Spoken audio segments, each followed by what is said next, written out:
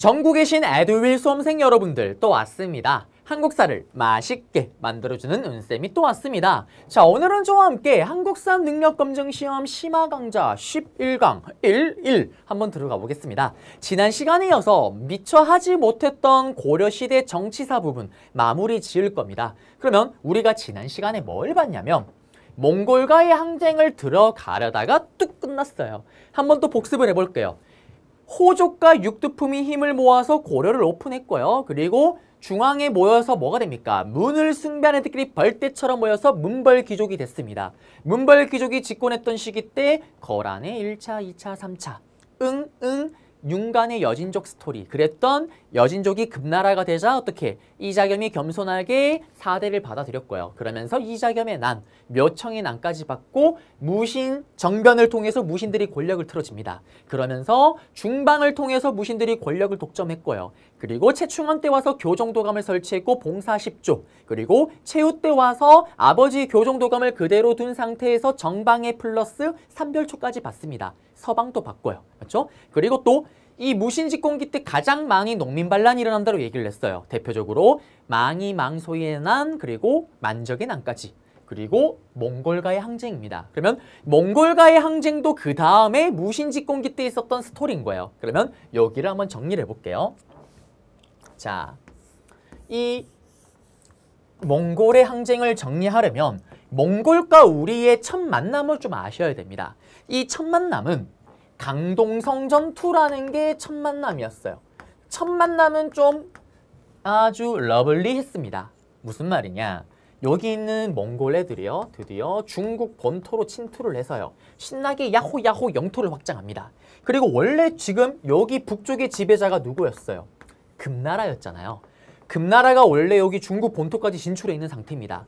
이 금나라를 박살내고 금나라 본거지까지 쳐들어가고 있는 거예요. 그러면서 금나라가 막 망하고 밀리기 시작을 하자 예전에 이 금나라가 누구를 멸망시켰어요? 거란요. 거란 요나라를 멸망시켰잖아요.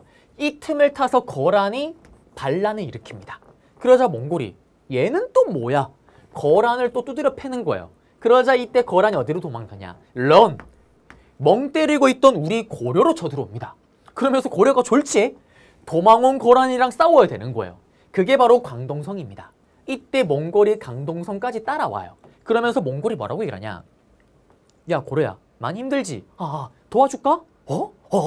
그래? 알았어. 강동성에서 거란을 박살내버립니다. 이렇게 몽골과 고려의 첫 만남 상큼했어요. 괜찮았습니다. 근데 문제는 그 이후에요.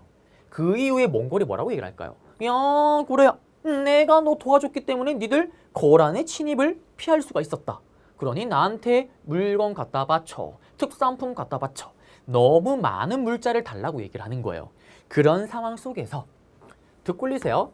그냥 스토리입니다. 저고요라는 몽골의 사신이 왔다가 신나게 물건 챙겨서 돌아가다가 이 국경을 넘자마자 의문의 피살을 당하는 일이 생깁니다.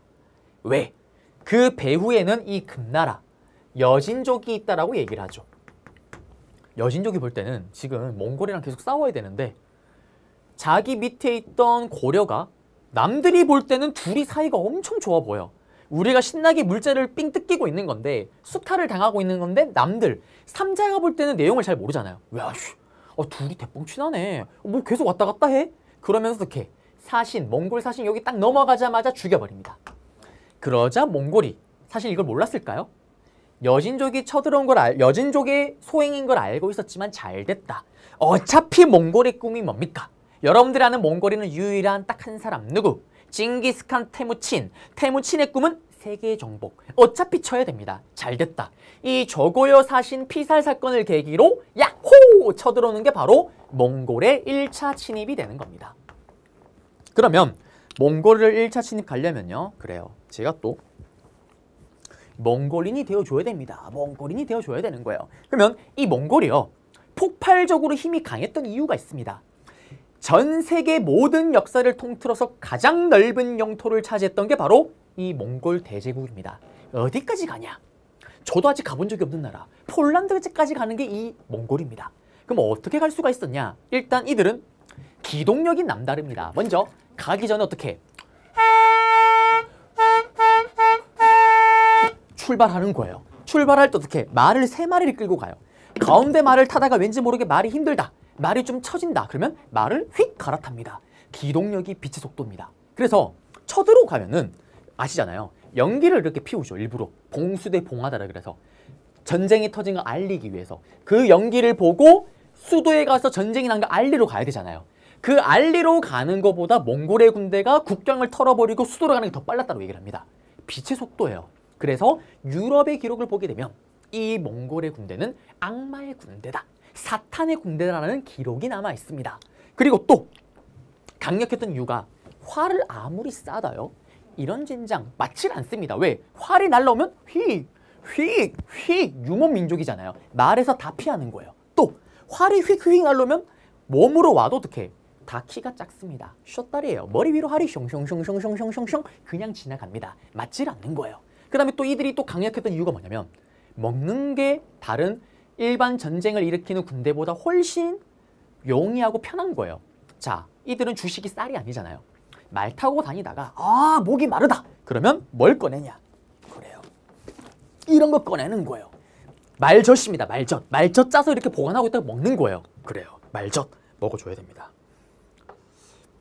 그래요. 볼 때마다 이걸 그래요. 말젓.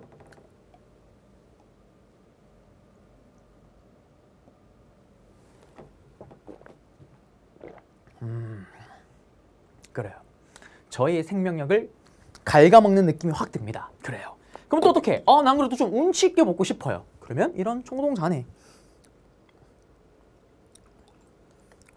그래요.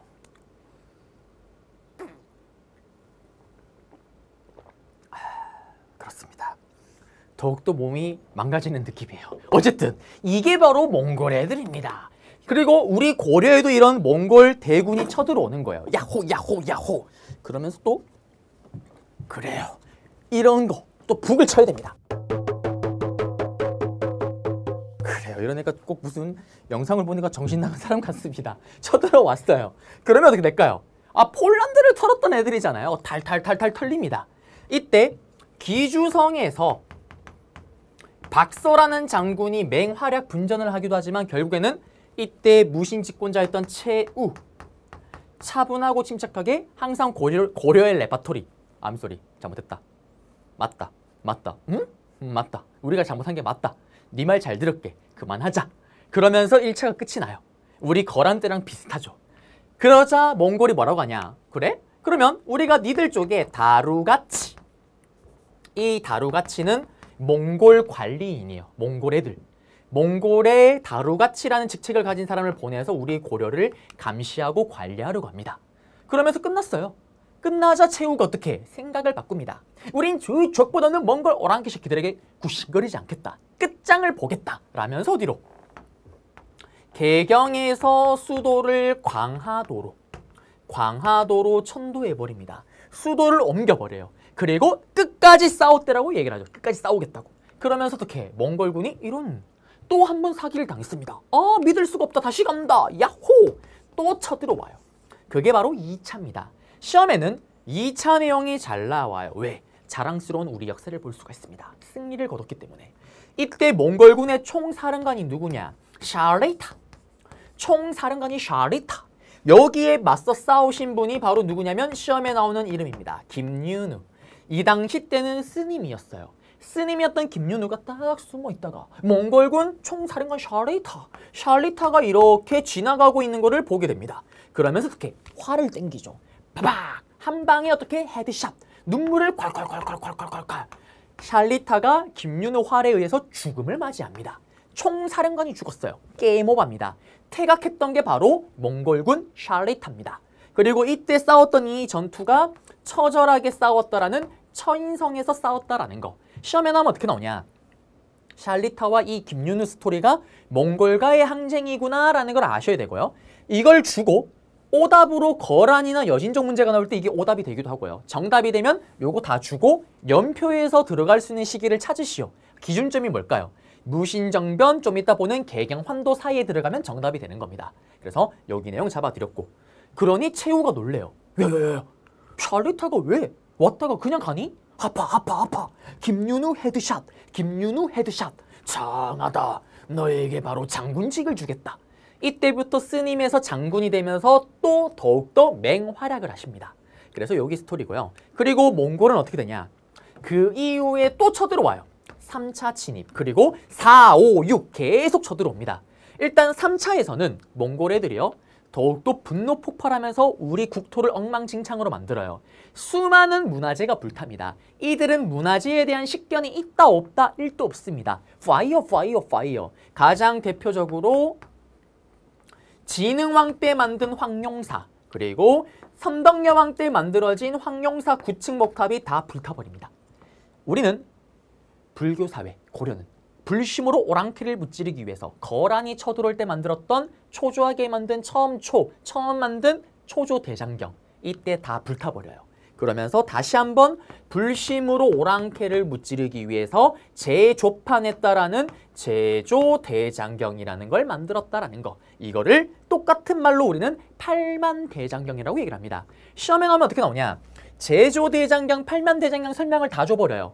다음 같은 문화재를 편찬하게 만들게 된 제작 배경은 몽골의 침입을 무찌르기 위해서. 찾으면 정답이고, 또는 목적은 몽골의 침입을 또 무찌르기 위해서. 배경은 몽골의 침입. 맞죠? 찾으면 정답이 되는 겁니다.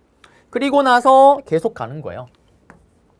4에서 6차까지 계속 전쟁이 벌어집니다. 그리고 3차에서도 사실은 김윤훈 장군님이 또 맹활약을 해요. 어디서? 충주성 전투라는 곳에서 맹활약을 합니다. 사로로 나올 수가 있어요. 김윤훈 이름이 나오면서. 이때 무슨 얘기를 하냐. 김윤훈 장군님이요.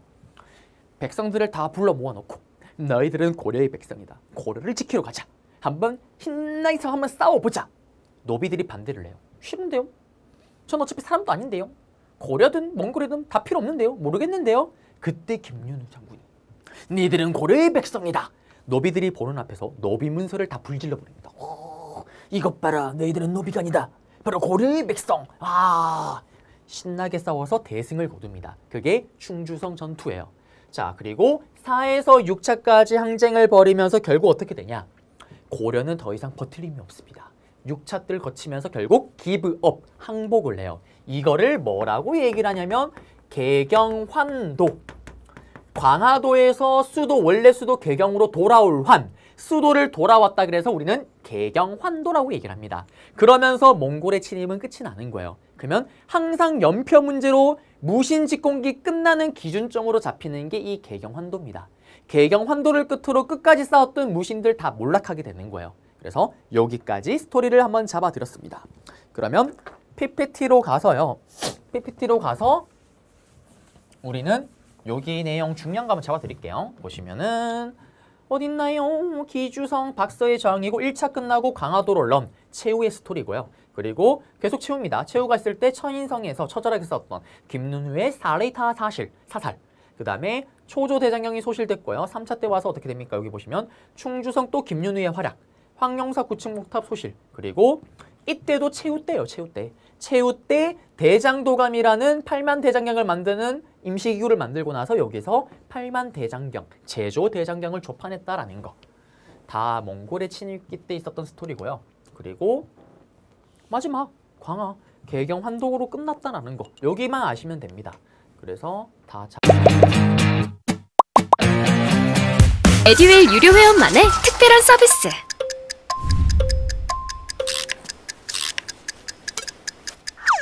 하치하차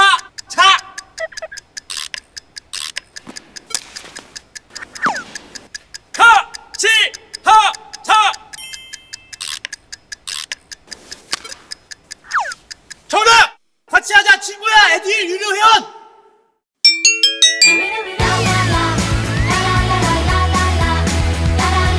친구 소개하고 현금 받는 혜택.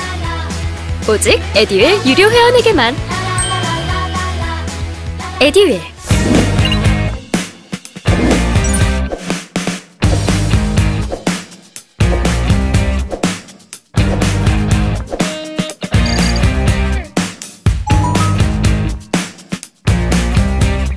잡아드렸고요. 보시게 되면 여기 뭐 이런 여러 가지 전쟁들 여러분들 지도 볼 수 있는 거고요. 그리고 삼별초의 항쟁입니다. 자, 삼별초의 항쟁은 시험에 단독으로 나와요. 단독으로. 그래서 여기를 좀 잡으셔야 됩니다. 자, 판서로 먼저 보시게 되면 삼별초는 언제 만들어졌습니까? 원래 만들어졌던 거는 최우, 맞죠? 무신집권자였던 최우가 만들었잖아요. 아버지였던 최충원, 그리고 아들이었던 최우는 교정도감을 그대로 둔 상태에서 정방을 만들고 자기를 지키는 호위무사였던 삼별초를 만들었어요. 이 삼별초가 몽골과의 항쟁이 시작되면서 국가를 지키는 군대로 바뀌는 거예요. 전환이 되는 거죠. 그리고 맹활약을 하다가 결국에는 고려는 어떻게 됩니까? 개경환도, 수도로 다시 돌아옵니다. 맞죠? 고려의 정부는 이때 항복을 한 거예요. 근데 삼별초는 끝까지 개경으로 가지 않고 어디로? 강화도에서 끝까지 버티기로 결정을 합니다. 그래서 우리는 이 삼별초의 이러한 모습을 보고 뭐라고 얘기를 하냐? 교과서에서도 그렇고요.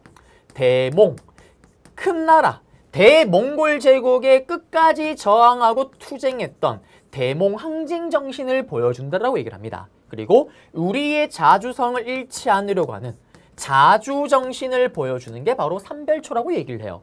자, 이거는 교과서에서 얘기를 하는 거고요. 실제로 팩트는 이래요. 팩트는. 좀 속내를 들여다보면 이 삼별초 입장에서는 항복을 했다 치세요. 항복을 하면 어떻게 될까요? 몽골 애들이 이 삼별초를 가만히 둘까요? 절대 가만히 두지 않습니다. 6차례 동안 미친 듯이 싸웠던 애들이잖아요. 항복하는 순간 다 죽여버려요. 그러면 삼별초 입장에서는 항복하면 죽어요. 싸우다가 죽는 것도 죽는 겁니다. 그러면 둘 중에 뭘 해보겠어요?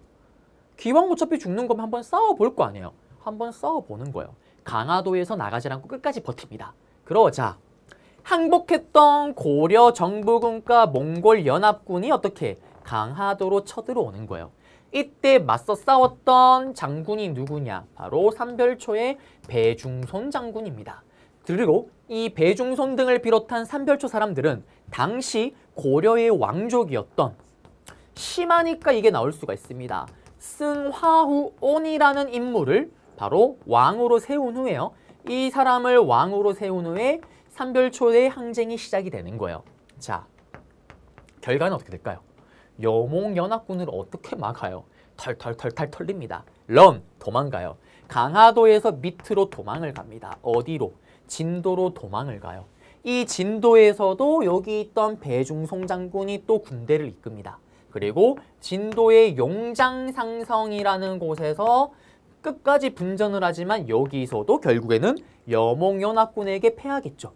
그리고 이제 어디로 가냐? 마지막으로 저기 제일 밑에 제주도로 갑니다. 이때는 배중송 장군이 사망을 했기 때문에 김통정 장군이라는 분이 맹활약을 하지만 여기서도 결국 패하면서 삼별초의 항쟁은 끝이 나는 거예요. 자, 정리를 하자면 시험에 나오면 어떻게 나오냐? 좀 쉽게 나오면 이거 설명 다 주고 다음에서 설명하고 있는 군대는 별무반, 훈련도감, 삼별초 할 때 삼별초 찾으면 정답이에요. 또는 설명 다 주고 다음 자료와 관련된 군대에 대한 설명으로 오는 것은 승하우온을 왕으로 추대하였다 정답. 대몽 항쟁을 보여줬다. 고구려의 자주정신을 보여줬다. 찾으면 정답. 맞죠? 또는 배중선, 김통정이 활약하였다. 찾으면 정답이 되겠습니다. 그래서 삼별초로 나올 수 있는 스토리도 다 잡아드렸어요. 그리고 보시면은 별표를 좀 치면요. 어딨나요? 여기 보시면 배중선, 왕족이었던 승하우온, 배중선, 용장상성, 김통정 장군. 맞죠? 그리고 고구려의 자주정신, 대몽 항쟁을 보여줬다라는 거. 그리고 보시면 여기 강화도에서 진도로, 진도에서 제주도로 들어갔지만 결국 패했다라는 거.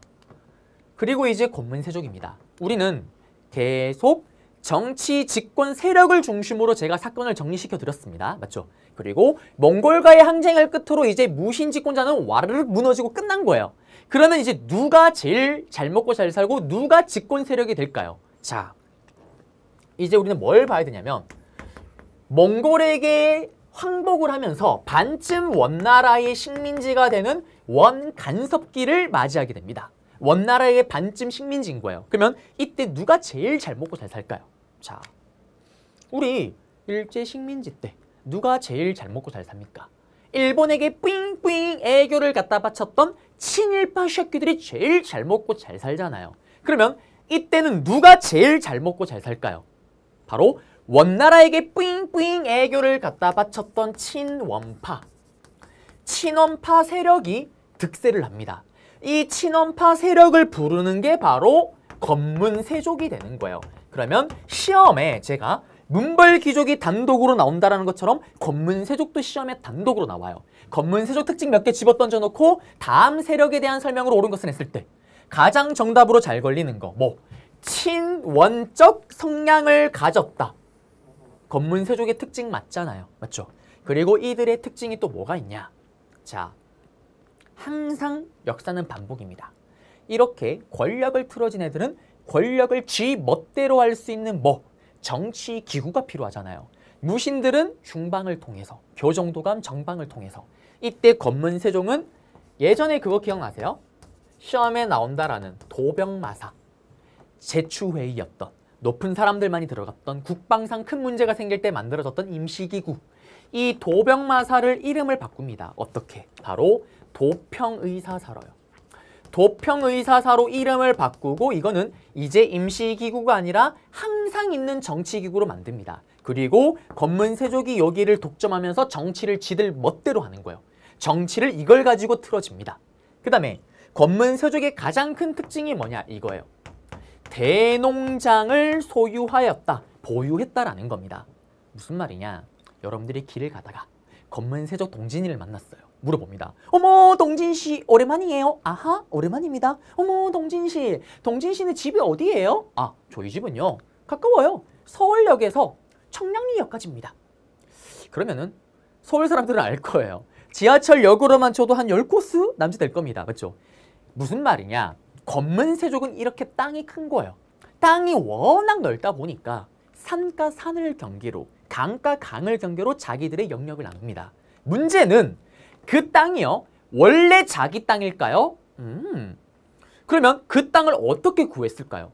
우리의 영원한 호구 백성들로부터 악독같이 삥을 뜯어서 땅을 얻어낸 거예요. 그러면 어떻게? 친원파, 원나라에게 뿌잉뿌잉 애교를 갖다 바치면서 원나라 세력을 등에 업고 강제로 농민들의 땅을 뺏은 거예요. 그러면 땅을 뺐을 때 땅만을 뺏었을까요?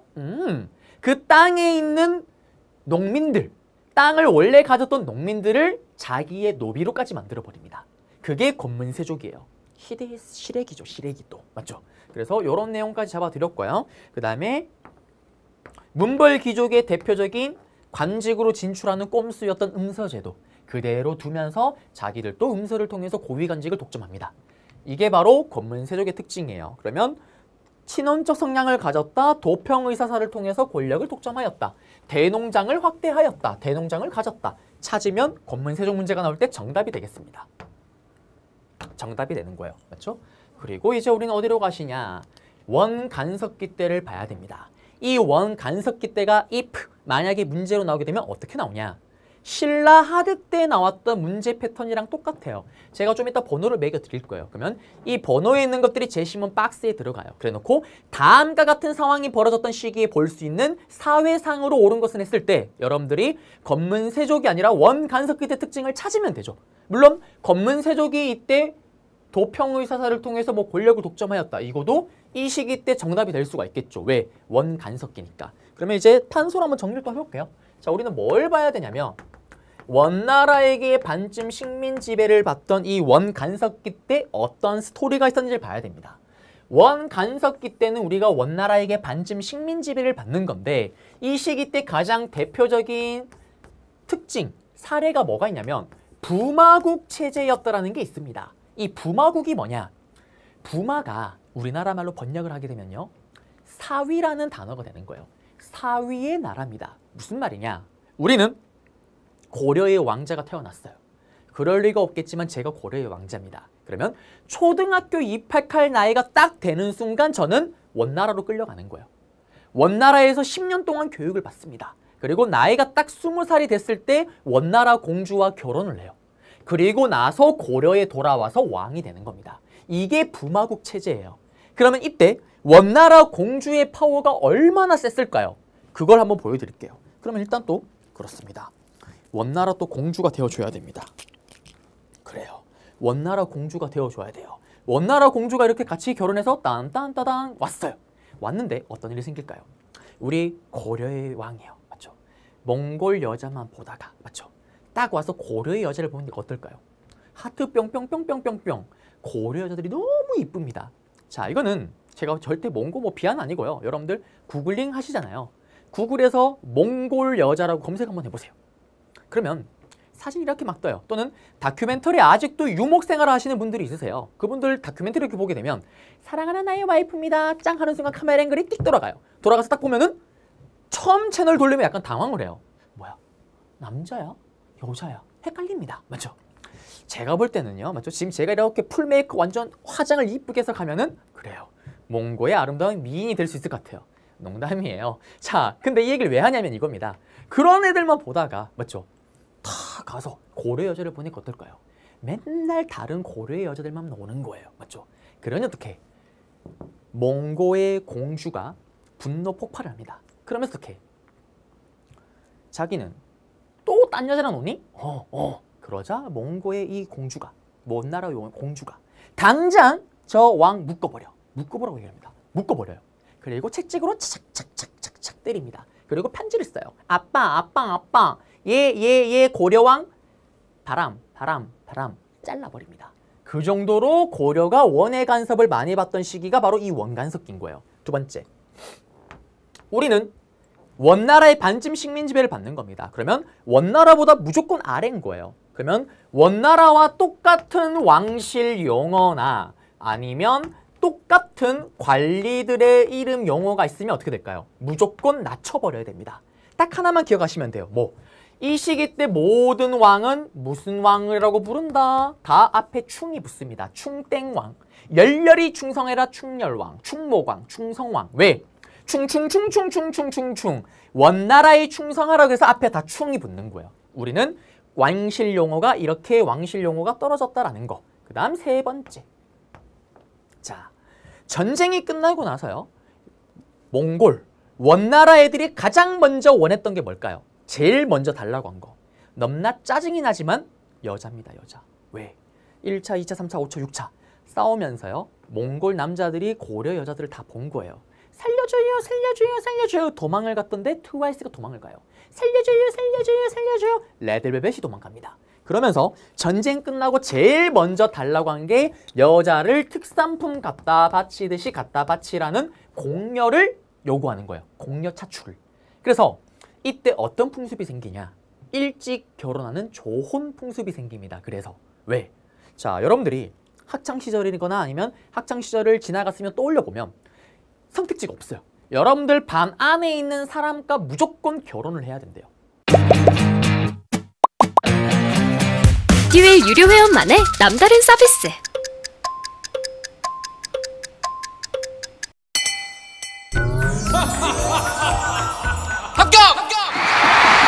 합격하고 돈도 받는 혜택. 오직 에듀윌 유료 회원에게만. 에듀윌. 무료 합격!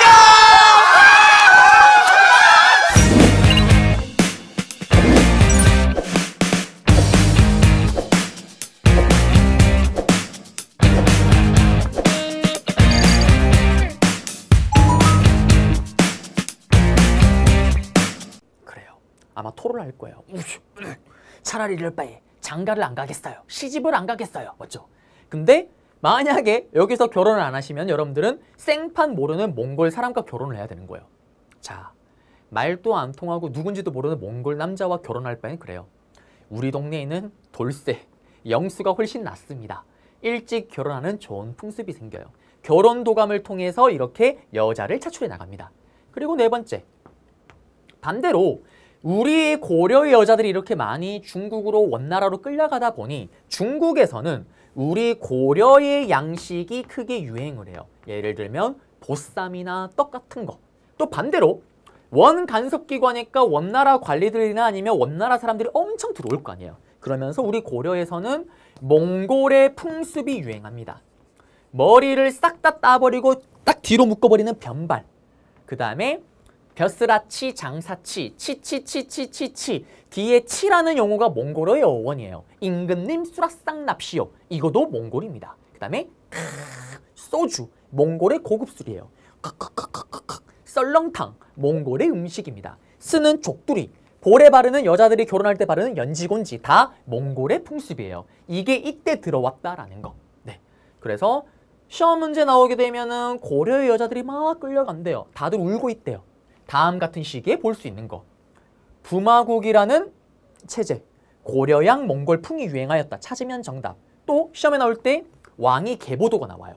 충땡왕, 충땡왕, 충땡왕, 충땡왕. 다음 같은 왕이 집권했던 시기 때 볼 수 있는 모습으로 옳은 것을 했을 때 여기 번호 있는 걸 찾으면 정답입니다. 그리고 5번째. 이때 몽골이요. 좀 특이한 걸 뜯어가요. 뭐냐면 응방이라는 걸 만들어서요. 특이한 걸 뜯어갑니다. 선생님, 이 응방은 똥 싸는 방인가요? 아, 뭘 뜯어가냐? 그래요. 이런 걸 뜯어가는 거예요. 여기는 지금 앵무새지만 앵무새가 아니라 뭐를 뜯어가냐면 매를 뜯어갑니다. 해동청, 해동청을 뜯어가는 거예요. 이 매가요. 아주 똑똑했다라고 얘기를 합니다. 너 똑똑해. 이 매를 가지고 사냥을 하는 거예요. 저기 있는 사슴을 물어와.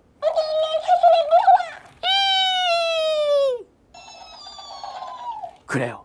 근데 사슴은 너무 크다. 맞죠? 보통은 토끼 같은 게 이렇게 물어오는 거예요. 근데 이 해동청이요. 당시의 최고의 고급 스포츠입니다. 지금은 골프지만 이때는 매를 어깨에 딱 붙이고 물어와 휙 물어오는 게 최고의 스포츠예요. 그리고 우리나라의 매를 해동청이라고 하는데 우리나라 매들이 또 브레인이 그렇게 좋았대요. 아, 우리를 닮았어요. 맞죠? 그리고 이 시기 때 또 어떤 일이 생기냐. 이렇게 응방을 뜯어갔었고요. 또 가장 중요한 거. 몽골은 뭘 꿈꿉니까? 세계 정복을 꿈꾸잖아요. 맞죠? 세계 정복을 꿈꿉니다. 그래서 이제 어디로 가야 되냐? 일본으로 가야 돼요. 일본으로 가야 되는데 문제가 있습니다. 아, 배를 타고 가야 되는데 배를 만들 줄 모르잖아요. 우리한테 시키는 거예요. 동쪽을 정복하기 위해서 정동행성이라는 걸 만듭니다. 그리고 어떻게? 일본으로 가게끔 하는데 여기서 또 슬픈 스토리가 있어요. 아, 제가 볼 때 이때 일본도 같이 틀렸어야 되는데 여몽연합군, 고려와 몽골의 연합군이 갔어요.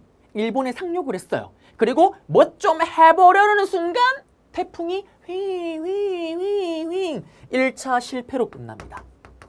믿을 수가 없다. 다시 간다. 또 가요. 상륙을 해서 뭐 좀 해보려는 순간 태풍이 휘휘휘휘 2차도 끝이 납니다. 그래서 실패로 끝나면서 결국 몽골은 원나라는 여길 포기해버려요. 그러자 일본이 이때부터 지금까지 하는 멍멍이 같은 소리가 있습니다. 어떤 소리? 우리 대일본 제국은 이것 봐라. 카미카지의 신, 풍신, 바람의 신이 지켜주는 신의 나라다, 신국이다라는 멍멍이 같은 소리가 이때 나오는 거예요. 짜증이 확 치밀어 오릅니다. 맞죠? 그러면 이때 몽골의 침입이 결국 실패로 끝났어요. 그러면 동쪽을 정복하기 위해 만든 정동성은 더 이상 필요 가치가 없잖아요. 그럼 문을 닫아야죠. 근데 문을 닫는 게 아니라 만든 김에 그대로 두면서 식민지 기구로 이용했다라는 거. 이게 또 이 시기입니다. 그리고 기타 등등으로 앞에 계속 치치치치치치 다루같이 몽골인 관리를 파견했고요. 마노부라 그래서 군사를 담당하기도 하는 걸 또 설치를 하고요. 그 다음에 요거는 몽골이 원나라가 우리를 간섭하려고 만든 건 아니에요. 망건당이라 그래서 이거는 우리가 만든 겁니다. 충성왕, 충성왕이요. 중국 당시 원나라의 수도였던 베이징에다가 만든 학문연구소입니다. 이 연구소를 통해서 원나라의 학자들과 우리나라의 학자들이 교류를 하는 거예요. 요걸 바탕으로 우리나라에 성리학이 들어올 수가 있었다라는 거. 그러면 망건당이라는 게 나왔을 때 여러분들이 아하, 원 간섭기 때 스토리구나라는 걸 아셔야 되고요. 그리고 또 문익점 아저씨가 부통 끝에 몰래 담아왔다라는 모카가 들어온 것도 이때 원 간섭기 때 스토리다라는 거. 요거 잡아드렸습니다. 그러면 시험에 나오면은 보통은 1, 2, 3, 4, 5, 6 중에 2, 3개가 제시문 박스에 들어가고 나머지 하나를 찾으면 정답이 되겠습니다. PPT 들어가서 별표 쳐드릴게요. 보시면 요거는 식민지 기구예요. 동령부는 저기 북쪽에, 탐나 총관부는 제주도에. 왜? 제주도가 말이 많잖아요. 몽골 애들이 말에 환장을 합니다. 탐나 총관부 만들고 말 뜯어가는 거예요. 샹숑 총관부는 중요한데 제가 바로 조금 이따 볼 거예요. 그 다음에 여기 있는 것처럼 직책을 이렇게 이름을 바꿉니다. 이거를 디테일하게 외울 필요는 없고 문제를 낸다라면 이걸 통째로 다 줘요. 다음과 같은 이렇게 왕호 변천이 아니면 왕실 용어가 바뀌게 됐던 시기에 볼 수 있는 거. 가장 중요한 힌트가 역시 충땡왕이 되겠죠. 그리고 부마국 체제, 다루같이 파견했고 만호부를 만들었고 설치했고 정동행성을 설치했고요. 그 다음에 해동청, 매, 응방, 그 다음에 공려를 차출했고요. 그리고 몽골풍이 유행하였고 고려의 양식이 유행하였다라는 거. 망건당을 설치하면서 성리학이 들어왔던 게 고려 후기, 목화가 들어왔던 게 고려 후기다라는 거. 특히 다 원간석기 때 스토리 끝났습니다. 그리고 이게 몽골풍이죠. 쪽두리 쓰고 연지곤지, 원의 풍습, 몽골의 풍습. 그리고 요게 공민왕이 그렸다라고 추정하는 천산대렵도인데 머리 다 까버렸잖아요. 머리 끝에만 먹는 거. 요게 몽골 스타일. 그 다음에 소주, 그 다음에 썰렁탕. 다 몽골의 풍습이다라는 거. 사료를 보시게 되면 여러분들은 이 사료를 통째로 던져놓고 물어봐요. 여기 보시면은 아마 끌려가는 얘기 나올 거예요. 국경에서 송별할 때 옷자락을 붙잡고 막 울부짖고 슬프고 원통하대요. 맞죠? 다 원간석기 때 스토리입니다. 그리고 원간석기 왕들의 개혁 노력인데 자 몰라도 되고요. 충선왕 때 망건당이란 학문연구소를 설치했다라는 거. 우리의 학자들과 원나라의 학자들이 교류했다라는 거. 이때 이재현 등이 교류를 했다. 뭐 요 정도만 아시면 되고 나머지는 모르셔도 됩니다. 넘어갈게요. 그리고 공민왕입니다. 그러면 공민왕 같은 경우는 또 어떻게 나올까요? 그래요. 시험에 단독으로 나옵니다. 앞에 왕들 나왔던 레파토리처럼. 자, 고려 시대의 왕들 중에 시험에 나오는 왕들은 제가 딱 정해져 있다고 얘기를 했잖아요. 빅4 누구? 이미 3명을 다 봤습니다. 태조 왕건, 광종, 성종, 그리고 이제 마지막에 공민왕이에요. 그러면 공민왕의 스토리 판서로 먼저 잡아볼게요. 판서로. 자, 공민왕은 당시 국제 정세를 좀 보셔야 돼요. 어떤 정세냐? 드디어 중국 원나라가 이렇게 있었는데 오리지널 중국 한족이 만든 나라 명나라가 새롭게 성장을 합니다. 빵 성장을 하고 있는 거예요. 그러면서 이 시기를 뭐라고 얘기를 하냐? 원나라에서 명나라로 넘어가는 원명교체기라고 얘기를 합니다. 그러면 이 원명교체기 동안 이 원나라는 어떤 생각을 할까요? 후방에 있는 나의 반쯤 식민지 고려에 똘똘한 왕이 그 자리에 앉아서 자기를 좀 서포트해 주길 바랬던 거예요. 좀 자기를 잘 지원해 주길 바랬습니다. 그때 마침 몽골 원나라에 있던 우리 고려의 왕이 공민왕이었던 거예요. 당시 공민왕의 이름은 뭐였냐? 몽골 이름으로 파이엔 띠무르. 원나라가 띠무르를 봤더니 와 띠무르 똘똘하다 띠무르 파이엔 띠무르 네가 빨리 고려에 가서 왕이 돼서 우리를 지원해줘. 명나라를 공격할 때 도와줘. 아하 돌아와서 왕이 됩니다. 그가 바로 시험에 나오는 고려의 마지막 왕 공민왕이 되는 거예요. 공민왕은 똘똘한 왕이 맞습니다. 이 상황을 정확하게 읽어내는 거예요. 허허 요것 봐라.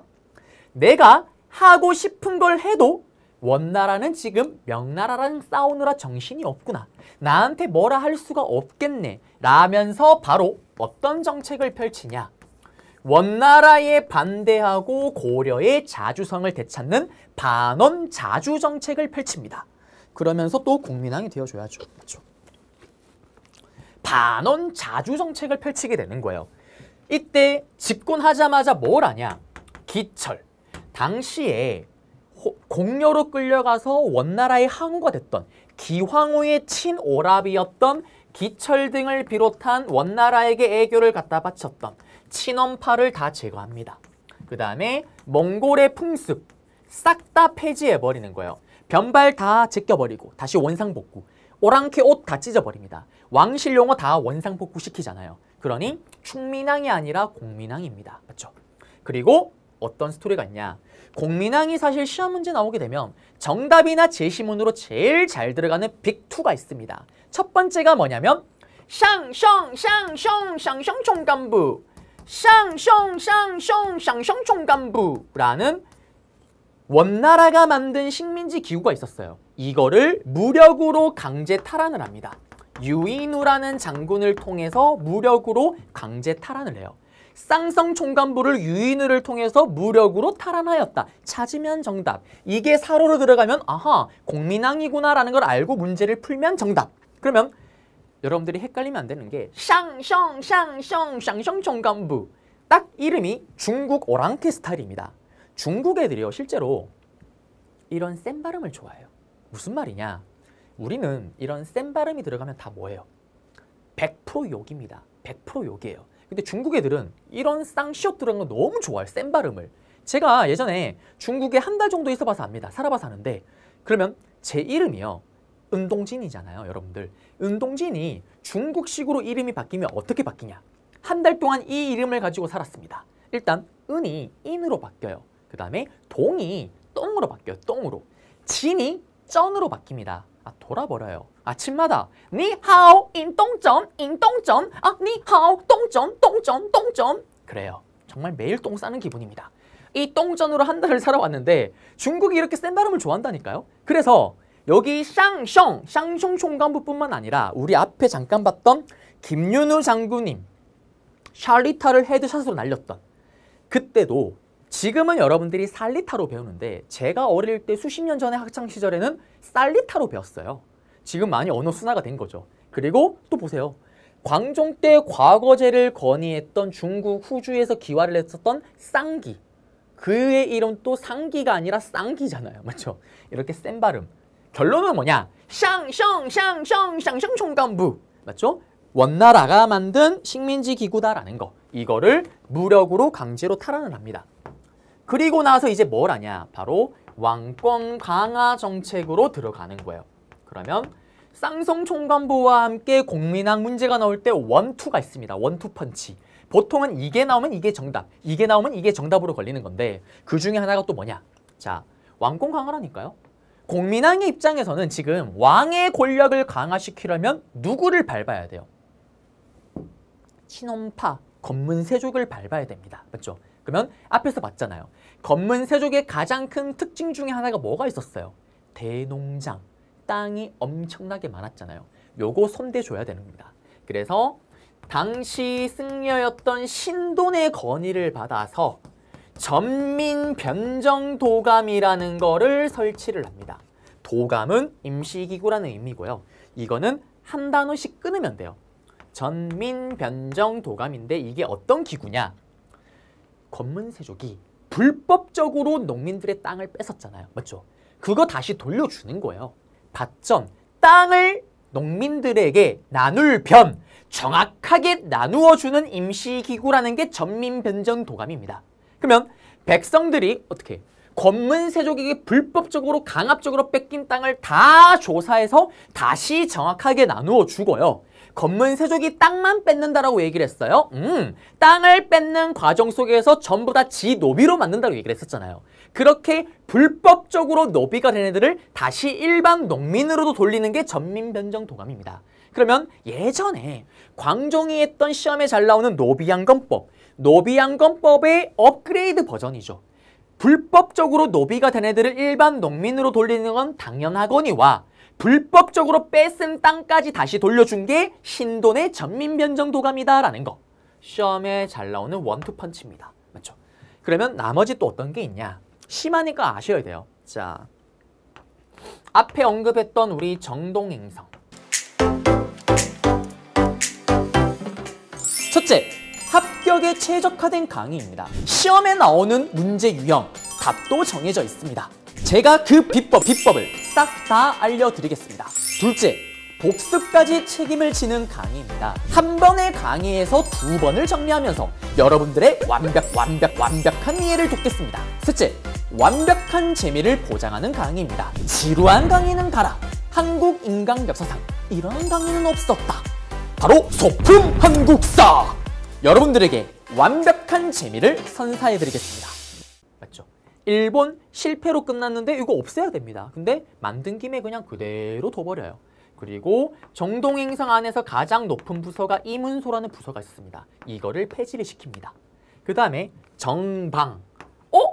선생님, 이거 그거 아니에요? 최후 때? 맞아요. 최후 때 있던 것들을 그대로 건문세족이 이용하고 있었던 거예요. 이거도 날려버립니다. 날려버려요. 그리고 성균관, 그 다음에 과거 시험을 깨끗하게 친진 4대부가 등장할 수 있도록 새롭게 개편을 해요. 무슨 말이냐면 여기는 지금 여백이 없어서 제가 지우고 다시 잡아 드릴 건데요. 공민왕 때 처음으로 우리가 역사 사극에서 자주 보는 정도전, 정몽주 같은 인물이 공민왕 때 처음으로 등장을 하는 거예요. 역사는 반복입니다. 뉴스페퍼킹 예전에 신문왕이 지가 아무리 똘똘하면 뭐합니까? 내 편이 아무도 없으면 할 수 있는 게 하나도 없어요. 그렇죠? 왕따면 뭘 합니까? 할 수 있는 게 하나도 없습니다. 그래서 육두품을 땡겨왔잖아요. 공민왕이 이렇게 똑똑하고 잘하면 뭐합니까? 자기 편이 없으면 아무것도 할 수 있는 게 없습니다. 그래서 신진사대부를 땡겨왔던 거예요. 요 얘기는 제가 조금 이따 잡아드리겠습니다. 이랬던 공민왕, 슬프게도 그의 계획, 개혁 정책은 다 실패로 끝납니다. 왜? 뭐 좀 해보려고 하면 저기 북쪽에서 홍건적이 쳐들어와요. 뭐 좀 해보려고 하면 일본 외구 애들이 쳐들어옵니다. 그러면서 개혁이 실패로 끝났고요. 공민왕은 결국 자기 부하에게 죽임을 당하면서 결국 개혁 정책은 완전히 스톱이 났다라는 거. 그러면 PPT로 가볼게요. PPT로 가시게 되면은 지금 정동행성 이문소 폐지, 왕실영우 원상복구, 몽골풍 폐지했고 쌍성 총관부 공격, 그 다음에 정방 폐지, 전민병도관 설치, 맞죠? 성균관 과거제, 학교를 이렇게 개편하고 시험을 개편한 거는 신진사대부들이 정당한 실력으로 들어올 수 있게끔 세팅을 해준 거죠. 그리고 여기가 쌍성 총관부입니다. 시험에 나오면 이렇게 나오기도 해요. 여기를 가라고 해요. 가라고. 가 영토를 수복하였던 왕의 업적으로 옳은 것을 했을 때 여러분들이 공민왕을 찾으면 정답이 되는 겁니다. 공민왕의 업적을요. 그리고 홍건적 왜구입니다. 자, 홍건적은 어떤 거냐? 그래요. 또 김장을 담그는 아주머니가 되어줘야 됩니다. 맞죠? 이게 또 띠를 둘러줘야 됩니다. 홍건적이 뭐냐면 이렇게 붉은 띠를 두르고 있는 거예요. 붉은 띠를 두르고 이렇게 김장을 담그는 게 아니라 쳐들어오는 겁니다. 이 홍건적이 쳐들어왔을 때 1차, 2차 대표적인 침입인데요. 다 공민왕이 있을 때예요. 공민왕이 있을 때 이렇게 쳐들어오면서 우리가 털 박살이 납니다. 특히 2차 때는 수도 개경을 함락을 당해요. 그러면서 공민왕이 자기 와이프였던 노국공주와 함께 저기 밑에 있는 안동으로까지 도망을 갑니다. 안동을 도망갔는데 다리를 건너야 다리가 없네요. 강을 건너야 되는데 이때 많은 농민들이 엎드려서 이렇게 등을 내줬다고 얘기를 하죠. 그 등을 받고 건너갔다 그래서 높다리 밟기라는 게임이 민속놀이가 이때 등장했다고 얘기를 하기도 합니다. 이런 위기 속에 항상 우리는 영웅이 등장하는 걸 볼 수가 있습니다. 국가적인 영웅이었던 이성계 장군이 등장을 해요. 이러한 이성계를 뭐라고 부르냐? 새롭게 떠오르는 무인 세력, 신흥 무인 세력이라고 얘기를 합니다. 그리고 왜구가 쳐들어올 때도 이성계 장군의 황산대첩, 예전에 과거의 문제 이게 나온 적이 있습니다. 제시문 박스에 황산대첩 설명을 막 해요. 여기를 승리로 이끈 사람, 인물에 대한 문제, 이성계를 찾으면 정답이었습니다. 그리고 바기의 스시마섬, 여기는 대마도입니다. 대마도. 이 바기와 스시마섬 대마도가 여러분들은 요건 하나 기억하셔야 돼요. 고려 후기 때 있었던 스토리구나. 이게 뭐 정답이 되진 않지만 고려 후기구나라는 거. 그 다음에 최영의 홍상대첩도 있지만 요거 채무섬. 일본 애들이 자꾸 오잖아요. 제일 좋은 게 뭘까요? 상륙하기 전에, 육지에 상륙하기 전에 바다에 배로 타고 있을 때 박살 내버려야 됩니다. 그래서 중국에게 부탁을 해서 대포 만드는 기술을 배워서 화통도감이라는 걸 만든 후에 대포를 만들고 진포자라는 곳에서 대첩, 대승을 거뒀다라는 거. 네. 채무선의 진포대첩, 바기의 스시마섬은 여러분들이 고려 후기에 있었던 전쟁이구나, 왜구를 무찔렀던 거구나라는 걸 기억하셔야 되겠습니다. 그리고 여기 이렇게 여러 곳에서 싸웠다라는 거고요. 이제 신진사대부와 건문세족 이야기를 좀 해볼게요. 옆으로 가보겠습니다. 판소로 잡으면요, 우리는 예전에 신라의 부우한 족속이었던 호족가, 맞죠? 그 다음에 브레인 역할을 했던 육두품이 힘을 모아서 고려를 오픈했어요. 맞죠? 그리고 성종 때 와서 문을 숭배하는 애들끼리 벌떼처럼 모여서 문벌귀족이 됐습니다.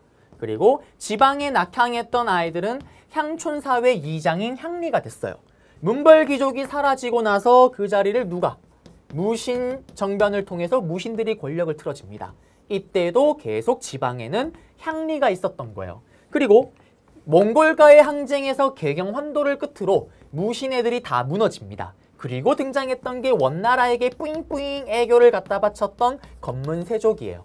그리고 이 검문세족이 있던 시기에도 지방에서는 싹 다 누가? 여전히 향촌사회 이장인 향리가 있었던 거예요. 근데 망곤당이나 이런 여러 가지 교류를 통해서요. 중국으로부터 어떤 일이 생기냐? 바로 원나라로부터 유학, 유교의 업그레이드 버전, 선진 유학이라고 할 수 있는 성리학. 성리학이 지방에 있는 향리들에게로 전해집니다. 그리고 이 향리들이 성리학을 사상적 기반으로 받아들여요. 그러면서 그들이 뭐로 바뀌냐? 신진사대부로 바뀌게 되는 겁니다. 그러면 신진사대부는 시험에 문벌귀족, 검문세족, 신진사대부 각각 단독으로 정치 세력 문제로 나올 수가 있습니다. 신진사대부의 가장 큰 특징이 뭐예요? 성리학을 사상적 기반으로 삼았다. 찾으면 정답이 되겠죠. 그리고 과거에는 향리 출신이었습니다. 그러면 이 신진사대부를 누가 등용했다라고 얘기를 했어요? 앞에서 공민왕이 신진사대부를 대거 등용했다라고 얘기를 했잖아요. 그러면 공민왕은 왜 신진사대부를 등용했을까요? 자기랑 코드가 맞으니까 등용을 한 거예요. 무슨 코드? 신진사대부는 공민왕이 없애고 싶은 검문세족을 비판을 합니다. 코드가 맞는 거예요. 그러면 왜 비판을 하냐? 이들의 사상적 기반이었던 성리학, 기억나세요? 유교, 유학, 성리학 제가 하는 건 끝나는 그날까지 구분할 필요 없다 얘기를 했었잖아요. 가장 중요한 핵심 키워드만 아시면 됩니다. 뭐? 충성하라, 충성하라, 충성하라, 충성하라. 누구에게? is king, 왕에게로 충성하라. 효를 달아, 효를 달아, 효를 달아, 효를 달아. 누구에게? 백성들을 엄마, 아빠, 동생처럼 잘 토닥토닥 해줘라. 근데 문제는 이 검문세족은 성리학에 맞춰봤을 때 충을 하고 있나요? 누구에게 충성을 해요? 원나라 몽골 애들에게 충성을 하잖아요. 쓰레기입니다. 그 다음 효를 하고 있나요? 효 같은 소리 하고 있습니다. 백성들을 잘 해주지는 못할 망정 괴롭히고 삥 뜯고 약탈하면서 어떻게 자기 땅을 늘리고 노비로 만들기 정신없잖아요. 효도 안 하고 있는 거예요. 성리학을 맞췄을 때 검문세족은 분리수거도 안 되는 희대의 쓰레기인 거예요. 그래서 이렇게 비판을 하고 공민왕과 함께 손을 잡은 겁니다. 그리고 이 신진사대부는 당연히 성리학을 기반으로 하니까 불교를 비판하겠죠. 다 뜯어고치러 가는 개혁적인 성격입니다. 향촌사회 이장이니까 기본적으로 부자예요, 부자. 근데 교과서에는 뭐라고 하냐? 중소지주라고 얘기를 합니다. 여러분들이 여기서 속으면 안 돼요. 중소지주라고 해서 우리 집 정도 되는 건가? 그 레벨이 아닙니다. 여러분들 동네에 빌딩 3채 가진 사람이 있대요. 부자예요? 부자죠. 부자죠. 맞죠? 건물주잖아요. 신입니다. 신. 맞죠? 저의 소망이자 꿈이기도 해요. 맞죠? 건물 하나 가져보는 거. 불가능한 거 알아요. 아마 환생 한 100번 하면 가능할지도 모릅니다. 그러면 이때 향리들 빌딩 3채 가진 부자예요. 그 동네 제일 잘 가는 부자입니다. 다 호족 출신이잖아요. 근데 문제는 검문세족에 비하면은 거진 거예요. 빌딩 3채 가진 사람이 이재용이랑 비교를 하게 되면 어떻게 됩니까? 삼성의 이재용 입장에서 봤을 때는 빌딩 3채 가진 사람? 거지예요. 거지. 맞죠? 상대적인 거예요. 여기 맞췄을 때 중소지주입니다. 그리고 이들은 고위직으로 가려면은 음서가 적용이 안 되겠죠. 왜? 계속 지방에 있었잖아요. 그래서 과거를 쳐서 실력으로 들어가는 거예요. 이걸 위해서 공민왕이 과거제를 깔끔하게 개편해주고 정비를 해주는 거예요. 실력으로 올바르게 들어올 수 있게끔. 자, 그러면 여기 내용까지 잡아드렸습니다. 시험에 나면 어떻게 나올까요? 신진사대부 설명 다 주고 아까 제기했던 것처럼 공민왕 때 등장했고 샬랑샬랑 끌렁꽁 향리고 중소지주 출신이다. 다음 세력. 성리학을 사상적 기반으로 삼았다. 검문세족을 비판하였다. 조선 건국에 기여하였다. 이런 거 찾으면 정답이겠죠. 그러면 역사는 반복이라니까요. 예전에 고려를 멸망시켰던 호족의 롤을 누가 하고 있나요? 이성계를 비롯한 신흥 무인 세력이 하고 있는 거예요. 그러면 고려를 멸망시킬 때 브레인 역할을 했었던 육두품 역할을 누가 할까요? 여기 있는 이 신진사대부가 했던 겁니다. 네, 그렇게 해서 두 개 비교하는 거 다 잡아드렸고요. PPT로 다시 한번 가볼게요. PPT로 가시게 되면은 둘의 차이점, 친원파, 친명파 외 명나라 쪽이 성리학을 기반으로 삼잖아요. 그리고 불교, 성리학, 보수적, 개혁적, 대농장, 중소지주, 음서제를 통해서 여기는 과거제를 통해서. 그리고 마지막입니다. 고려 멸망이에요. 여기 부분은 시험에 쉽게 나와요. 순서만 아시면 돼요. 1번, 2번, 3번, 4번, 5번이다라는 것만 아시면 됩니다. 자, 무슨 말이냐? 드디어 원나라를 명나라가 쫓아내버렸어요. 멸망시킨 건 아니고 원나라를 원래 자기네들이 있던 초원으로 멀리 쫓아버렸습니다. 그러자 명나라가 이런 얘기를 하죠. 야, 고려야, 내가 원나라를 쫓아냈어. 그러니 원나라 대신에 우리 명나라인 거야. 그래서 우리는 원나라가 니들 고려에게 누렸던 권리를 내가 다시 누려야 되겠다. 그러니 니들이 그때 쌍숑총감부 뺏어간 거 다시 돌려줘. 명나라가 천령 이북 땅을 달라고 요구를 합니다. 이때 채영, 무슨 멍멍이 같은 소리를 하냐. 전하, 이럴 바에 우리가 명나라를 칩시다. 요동정벌을 주장을 해요. 이때 이성계를 비롯한 정도전을 비롯한 신진 4대부는 4가지 이유를 들어서 사불가론을 주장합니다. 첫 번째, 전하, 어떻게 작은 나라가 큰 나라를 칩니까? 두 번째, 전하, 군대를 끌고 북으로 가면 일본이 오면 누가 막습니까? 외구가 오면. 전하, 지금 여름입니다. 우리의 무기는 메인 무기는 활입니다. 여름엔 활이 늘어납니다. 활을 어떻게 쓸 수가 없습니다. 그리고 지금 여름입니다. 전염병이 돕니다. 전쟁하는 거 아닙니다. 그렇지만 채영과 왕은 갑니다. 당시 명나라로 넘어가는 국경 최전방 위하도라는 코딱지만한 섬이 있었어요. 여기서 한 발자국만 더 나가면 전쟁 스타트입니다.